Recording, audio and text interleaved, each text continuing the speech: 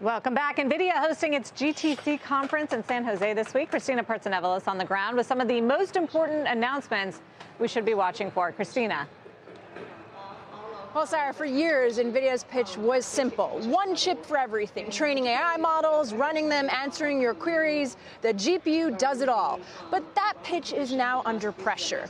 The AI industry has shifted, even just within the last 8 months. Companies aren't just building models anymore. They're running them, generating responses, powering agents that write code and answer questions.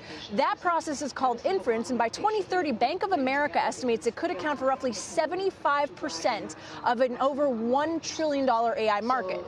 The problem for Nvidia, though, is flagship chips aren't built for it. They consume too much energy and don't carry enough memory to efficiently spit out answers at scale.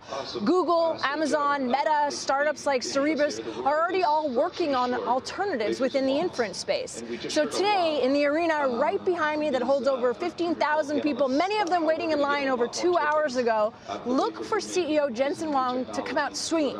He's expected to unveil a new inference chip built on technology from Grok. A startup Nvidia paid $20 billion for Grok's design just within the last few months. That design puts memory directly on the chip, making it dramatically faster and more power efficient for real-time AI tasks in inference.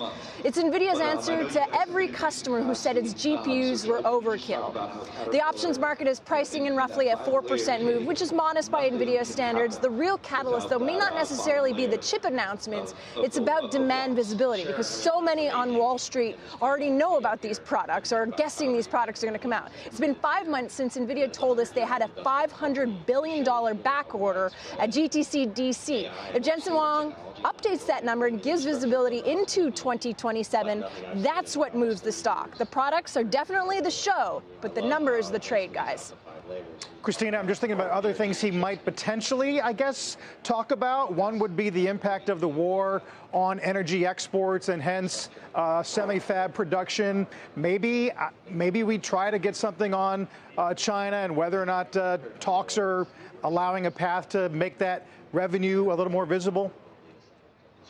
It seems, though, most sell-side analysts overall have just written off China, so it's not included in the estimate. So if he does make a comment about China, given the I guess, ease now for exporting certain AI chips to China has been lifted, the United States government is more on board with that. That could definitely be a positive for the stock, but I think Jensen Huang's narrative is shifted towards sovereign AI all around the rest of the globe.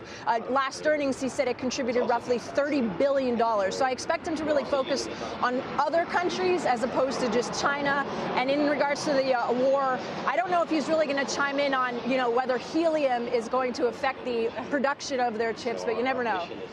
Yeah, also, partnerships, right? Nvidia has made it such a central part of its strategy here to both invest and partner with so many different parts of the AI ecosystem. And I wonder if there's speculation that more is on the way.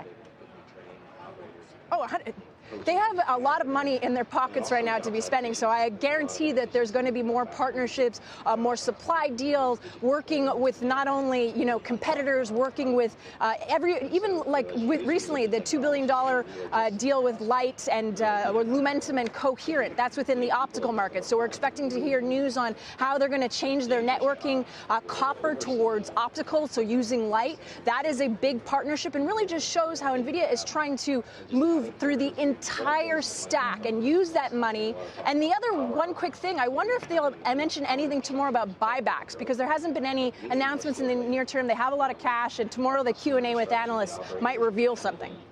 Yeah, Roth Research says potential collaborations, including Intel. They raised that as a possibility in the morning note. Kristina, we'll be watching.